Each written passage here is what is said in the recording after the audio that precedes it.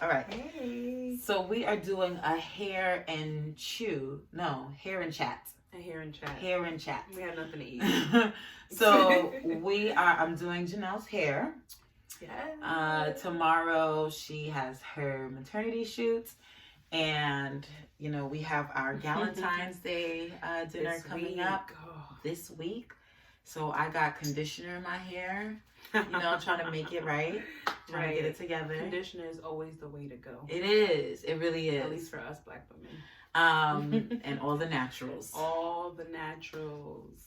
So this is actually going to be us doing hair. I'm doing perm rods. So a bunch of these. This is kind of like what we're doing. Okay. And then also going to be talking about our last episode, the season finale. So one just dropped on February 7th. Mm-hmm. And that was our season finale. I can't believe that already. And it was about our exes. The case of the exes, y'all. Yes. Crazy. So, yeah, we're going to get into it. All right.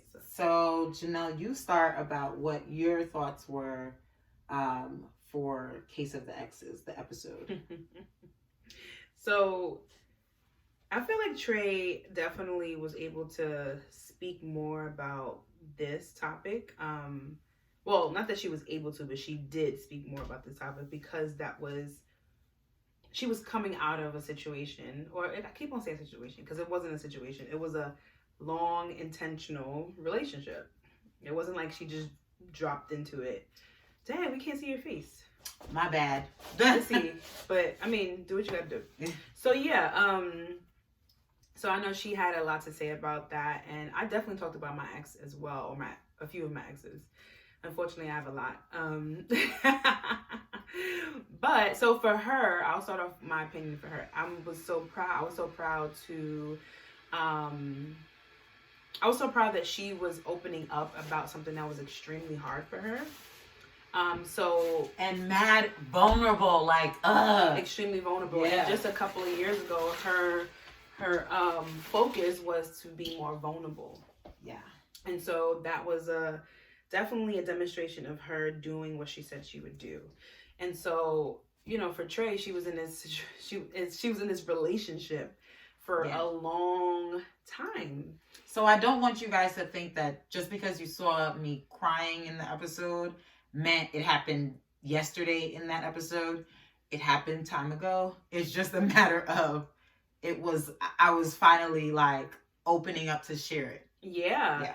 And I think that we all can relate somehow if you've ever had an ex. Not everyone has exes, but a lot of us do. And so for me, my longest relationship prior to my husband was a 5-year relationship. So my college boyfriend, I would say. We started dating at the age of 19, and we ended dating at the age of 24. And I remember we ended, I forgot what year, January, like the first day of January. It was kind of like, I didn't do this on purpose, but it was kind of like, oh, this is new year, new me. Right. I got to get out with the old in with the new type situation, but it didn't even go like that.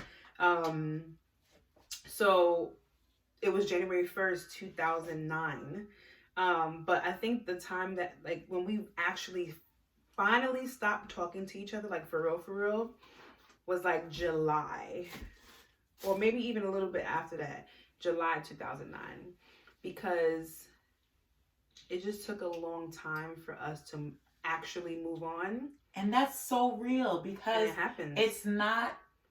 I don't want it to ever sound easy because it's not. When you've developed a routine, it's really difficult to break that routine. And sometimes your relationships are, mimicking the routine that you have. So it's like you're normally used to contacting this person. You're normally used to talking to this person. So now it's like this is not happening now, but that doesn't mean that it'll never be able to stop. It's just sometimes you can't see past the relationship. Yeah. Can you make it a little tighter or no? Huh? I don't want to make it too tighter because I don't want you to have to blow dry your hair more than once. Do you want it tight? To pull out the roots a bit. Yeah. No? Okay. I'll do it tight. You know, I don't know about you, but growing up, if your hair wasn't tight, it was like it wasn't right. It wasn't right. That's the hairstyles back in the day. But anyway, so that was my situation, and definitely for Trey's relationship, this is good. Yeah, that was the case as well. It just took time to fully, like 100%, be out of her relationship.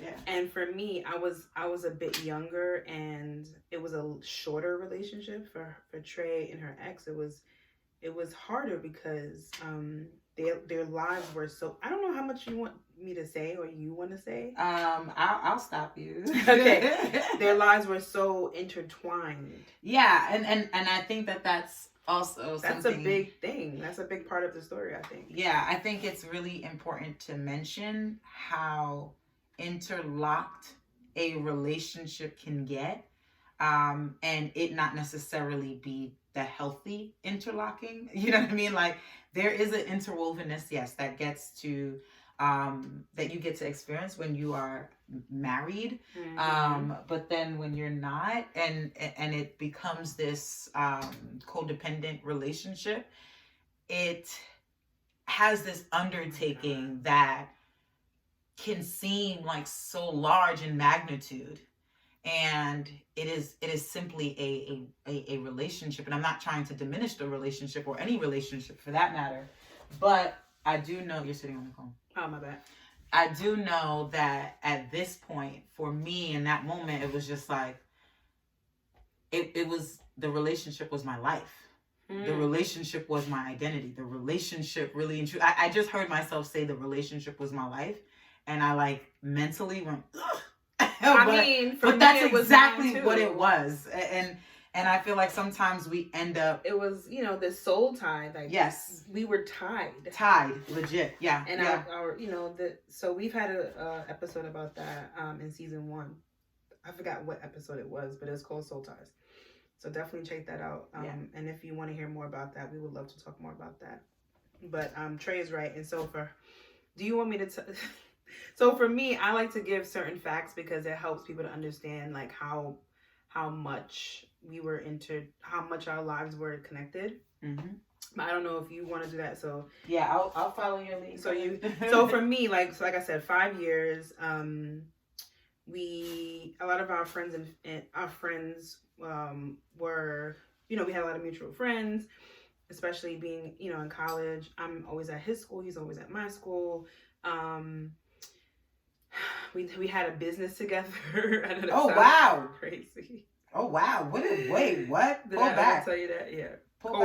We kind of worked together. It was a business, but we worked together. What else? And that was a big deal because once we stopped, we said that we would stop being with each other. We broke up. That was something that really hurt because we would see each other. At least for me, it hurt. I don't know about you. Oh my gosh. we would see each other. So so that was like horrible. Oh it my was gosh. Horrible. The way, I don't know about you, but the way I remember I went to some event or something like that, and my ex was there. I was like, right. So imagine that happening every week or every, like consistently.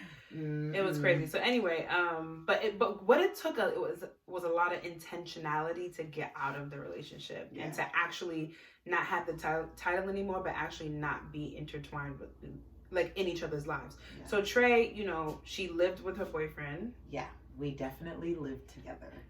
Which means bills and bills, accounts. We was y'all. They were married unofficially. Yeah, legit. And actually, technically, it was probably common law marriage. Yeah, that's like 5 or 6 years, right? Yeah. And so there's that, and they were together for quite some time. Quite some time. So there's a lot of mutual friends that you build, and once you break up, you and your ex break up, you break up with their friends or family. And then sides happen, and you're like, whose side should I be on? You know what I mean? Like, sounds like a divorce, right? Yeah. So that's what happens when you're out of God's will. Like when you doing things on your own, and you just in relationships that you're not supposed to be in. Now, granted, there's some marriages that are a little more complicated than that. Like, you know, they believe that the Lord wanted them to be in this marriage. Somebody got off the path that the Lord God wanted them to be on, and you know, somehow, some way, you get a divorce. But for us, him and I weren't married, and her ex weren't married. Yeah. So it affected a lot. So for me, my situation, I learned a lot from. I learned, my husband always tells me he feels that I chose men that didn't truly know how to treat me. And I'm like, really? And he's like, my job for the rest of my life is to show you how you're supposed to be treated. I'm like, all right, go ahead. So yes, my husband is like great. The way he treats me is excellent. And he tries his best, and he's, you know, we're newly married, a year and a half. But he's great, and he's always trying to express his love for me in different ways. And of course, respect, and how much to show God's love for me through him as well. And now this baby coming up. So yeah, all that to say, like Trey said, I was in a relationship that I probably shouldn't have been in a relationship that, well, not like how Trey said, probably shouldn't have been in. And I was in a relationship that was very unhealthy because, like she said, it became my life. Like, I remember one day... An identifier. Yeah. Yeah. And honestly, you said that and you went, ugh. And I was like, you said exactly what I've been thinking, because it really, I don't know about anybody else, but it really just annoys me to think that, to know that, yo, what you just said was true. Like, for you in that moment, that's exactly what it was. It was an identifier, and that does not sound good. It was, yeah. He became a huge part of my identity, and plus, my relationship with God was like extremely, like, it wasn't there. It was not there. And so, but I would say one of the reasons why we broke up is because I became a different person. Like, I started desiring a relationship with Jesus while we were together, and I started changing as the relationship went on. And he was like, we can't, he said that I don't feel like we have anything in common anymore. Wow. And we can't have fun together anymore. And I didn't understand it was because I'm becoming a new creature, a new creation. But at the time, it was just very hurtful to hear. And so he was like, you don't want to party anymore. And then I'm like, no, we should stop having sex. And all these things that we used to do together. The bullet of, we should stop having sex. It's like, he probably was like, how you talking about we should stop having sex when you roll over and I'm like, hey, right there. What? But she lived with her boyfriend. I never lived with him, but I would spend the night a lot. So, like, you know, there was that. There was that. So the point is, like, I became new within the relationship because I started developing an actual relationship with God, and God started showing me what was better for me, and I thought I can bring him along because I thought somehow he was my husband, but now I'm like, Janelle, you were completely wrong. Honestly, one thing I recognized was that I really thought that he was my husband and I had to bring him along as well. That was something that I really in my heart thought. Right. And I was like, okay, so the Lord is doing this in me so that I can then be better for our relationship. Right. Like, I am going to somehow. Yeah, it's going to be me. And convince him or influence him to have a relationship with Jesus too. Yeah. And for honestly, us, it didn't work, yo. Honestly, it was so this was something that I noticed. My ex at the time, that he was like, I'll do whatever type of thing, right? And I feel like at some point we have to really give people the opportunity to want something for themselves. Versus wanting something for you to be with you, right? To be with you, right? Like, this is how you earn my affections. This is how you earn my love. And even biblically, you can't do anything to earn God's love. Like, you're not that ill that you can do something and it's like, now he's gonna love me more. He just loves you. He just loves you. You know what I'm saying? Without you doing without you trying to be like, oh, if I do more of this, then I will, I will earn his affections. You got it. You know what I'm saying? Like, you don't have to actually perform for him. But I know that for my ex at the time, I was like, there was something that I just couldn't wrap my hand or my head around why I wasn't okay with you doing something specifically for me versus you doing it for yourself. Because it wasn't genuine. Right. Yeah. It doesn't sustain. No, it's not going to sustain because it's like, okay, I'll do all of this, right? And then the moment that you say no to sex when I know that you normally are open for it, I'm kind of like, so did I do something that makes you feel like you shouldn't want to sleep with me? Okay, so now I should do some more blank. And it was, to me, yeah, definitely a matter of it wasn't a genuine desire, but at the same time, I really felt like I loved him more than to make him acquiesce to me in that moment. I was like, I don't know what I feel. Now I can articulate it as like, yo, I didn't feel comfortable. I didn't feel comfortable with him doing something just for me until after I'm seeing it and I'm like, you're doing this. That don't even make sense. It don't even make sense. That's the orange. You want the orange? Yeah. Oh, okay. I was like, it doesn't even make sense because you don't want this. You know what I'm saying? Like, you just, this is an act. This is an act. And it's really hard to acknowledge that when you don't want it to be an act and you know it's an act, but you're just like, I'll just act like I don't see this. Like, I'll just act like I don't see it. And when that's the case though, like, when the person gets what they want, they'll put down the act. Yes. And then it'll work because it like, be honest, that joint be working for like 3 weeks. Because I had a relationship like that, another relationship a little later in my life, and he did the same thing. I didn't tell him to do this. It was more like he saw that this is what I wanted, because really quick, and I mentioned this in the episode too, the dude asked me out several times through somehow between high school and that point when we were like 26, 27. So it's been a long time, like, off and on. I think he tried like six times, like, for real. And eventually, like, I always thought he was cute, but I always knew, like, nah, this is not the dude for me in the long haul. So somehow in my mind, I made up, nah, it's time. Everybody's getting married, I'm always a bride. Don't let that rush sit. Talk about that rush. So I decided, was like, nah, I'm gonna take this in my own hands. God is taking too long. And I probably didn't use those words in my mind. I know I convinced myself that God was okay with this, or I should at least try it, and God can show me if this is what he wanted.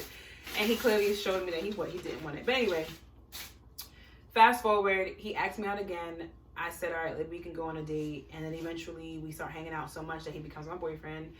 And he sees that I'm like, I really have a relationship with God, though obviously at that point I'm like compromising, but still have a relationship with God.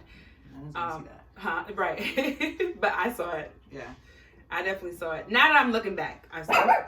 Belmont, stop. And so we have a guest coming in the house. And so after that, we started dating.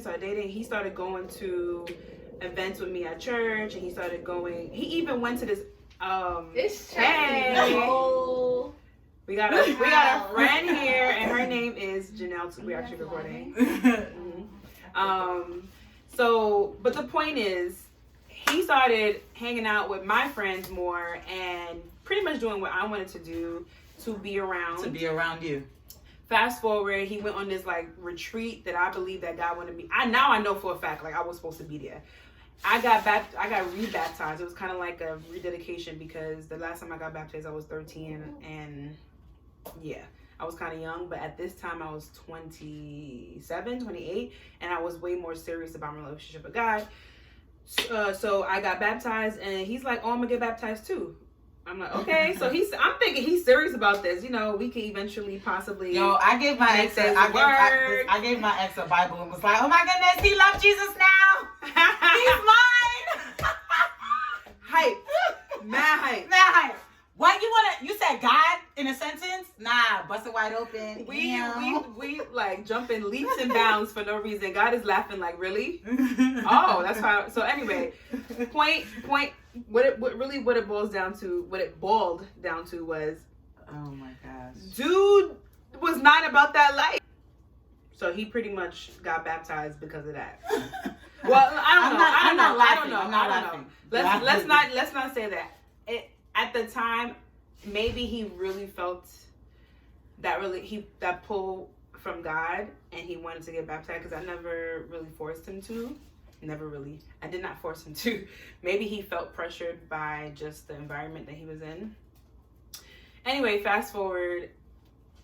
Eventually, he's like, I don't know if this relationship is going to work. Fast forward again. He's like, no, he ghosted me. So that's how we broke up. And I was like, yo, humility at its finest. Like, yo, talking about... You gonna dip on me though? Like, on me? Yes. On me. This is when your pride pull up like, bro, do you know who I... Like... Right. Nah, you clearly don't know who I am. But what I really noticed was there was a lot of emotional unhealth. Yeah. Mm-hmm. And when things got bad, he didn't know how to deal with it. And maybe I didn't either, but I was still trying to make it work, you know. Mm-hmm. But so that was the I would say that was the natural way to look at it. But the spiritual way to look at it was, God was like, I did not tell you that this is what I want you to do. I'm cutting it off. And I love you so much, daughter, that I'm going to cut it off for you because you're not cutting it off. Let me tell you something. In the episode, I was saying, like, I got to a point where I was like, Lord, you have to let this go. Because I can't. I don't got the strength to do so. Not because I didn't want to, but because I also was just like, I actually have feelings for this person. And you're telling me, like, I feel like you're telling me I'm not supposed to have feelings for that person. And that is really a struggle for me to acknowledge that you're telling me no. How? And right. So I really went to like a church service. I went to in Brooklyn, and they have a prayer service on Tuesdays, Brooklyn Tab. And Pastor Simbala said it was so simple. Shout out to Brooklyn Tab, because the church service I was talking about was Brooklyn Tab too. Go ahead. And it's like y'all have a service on Tuesdays just to pray. And I was like, I went by myself. I don't know anybody who was around me. I don't know anybody that was there. And all I know is that he was just like, y'all gotta let things go. And I was like, oh my goodness, Jesus, then let it go for me, because I can't do it. Like, I'm tired of this. Because I just knew. I don't really know how to explain this. And Janelle also made mention of it. But it's like, you know, but you don't know why you know or how you know, but you just know that it's not it. This ain't it. This is not it. You might not know how to get out, but you know that this ain't it. You know it's not it, but it's just like, I just feel so indebted to this because it wraps around your identity. Like, you're like, the thing that used to piss me off was I used to introduce these people to my friends and family, and then I have to turn around and say, nah, we didn't work out, and people asking about them. And that used to embarrass me. So I remember after that dude that ghosted me, I was like, nah, nobody gonna meet my family and some of my friends until, I don't know, like, they ain't gonna meet them until, like, we're engaged. Fast forward, my husband and I met each other's family while we were still dating, but whew, I'm glad that worked out. But yeah, I did feel indebted to the relationship because it was such a long. The 5-year relationship was so long, and you know our lives were so intertwined. The other one was only 8 months, but because we were older, and I was like, I don't got time to be starting all over again. I don't want to start all over again. I'm tired. I'm supposed to be getting mad in my mind. I'm supposed to be getting married at this time. I was always a bridesmaid, never a bride. We went to weddings together. Always invited to these great weddings. People younger than me was getting married, and I'm like, nah. this is gonna happen. And then after that relationship, I was like, all right, I have to take my hands off of this situation, God. Because clearly I don't know what I'm doing. Clearly my thought process behind this and, you know, my decision making is not where it should be. And so, even what's important to you is different now. You know what I'm saying? Point, like, yeah. At that point, it's like, okay, what was important to me were I would personally say what was important to me wasn't character. Now I'm like, oh no, I need to see character is what's long lasting. So that I need to know that from Jump Street. I need to see it. I need to hear it. I need to know it. I need to feel like it's all around me. And that's not a matter of perfection. It's a matter of what is important to me is I'm noticing what your values are.